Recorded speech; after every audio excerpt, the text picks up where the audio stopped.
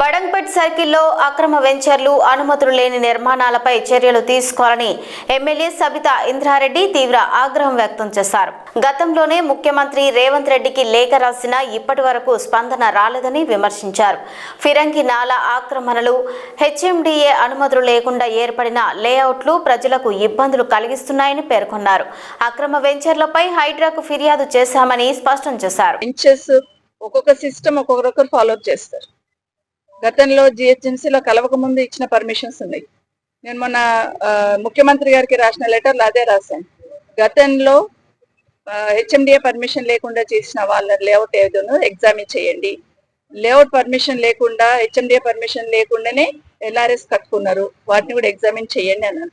ముఖ్యమంత్రి గారికి స్వయంగా లెటర్ రాశాను కాబట్టి వెయిట్ చేస్తాను. ఎందుకంటే మళ్ళీ అక్కడ కూడా కొన్ని నాళాలన్నీ కబ్జా అయిపోయి, ఎగ్జాంపుల్ ఫిరంగి నాల మొత్తం బూట్ చేసినారు, లేఅవుట్లు చేసినారు. నీతులు చెప్పే వాళ్ళే చేసుకుంటూ వచ్చినారు.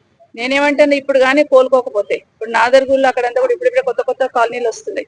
ఇప్పుడు కానీ అలర్ట్ కాకపోతే అధికారులు, భవిష్యత్తులో కూడా ఆ కాలనీ వాసులు కూడా ఇదే సమస్య ఎదుర్కోవాల్సి వస్తుంది. కాబట్టి నేను అదే చెప్పాను, ఇరిగేషన్ డిపార్ట్మెంట్ వాళ్ళకి ముందు చెరువులకు సంబంధించిన ఎఫ్టీఎల్ ఇప్పుడు ఫిక్స్ చేయండి, లేఅవుట్లు కాకముందు ఫిక్స్ చేయండి, తర్వాత వచ్చి ఫిక్స్ చేసుడు కాదు.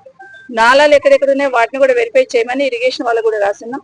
అట్లాగే ఇప్పుడు మీరు గుర్తు చేశారు కాబట్టి డెఫినెట్ గా హైడ్రా వాళ్ళకు కూడా రాసి ముందు వాటిని ఐడెంటిఫై చేస్తే భవిష్యత్తులో మిగతా యాక్షన్ తీసుకోమని చెప్తాను. అధికారులతో నేనేమంటున్నా, అధికారుల చేతుల్లో వాళ్ళ చేతుల్లో ఏముండదు. పై లెవెల్లో ఉన్న అధికారులు రివ్యూ చేసుకోవాలి. పైన అధికారంలో ఉన్న వాళ్ళు రివ్యూ చేసుకొని కింద ఉన్న వాళ్ళకి డైరెక్షన్ ఇవ్వాలి. డెఫినెట్ గా నేను కూడా వెరిఫై చేస్తాను.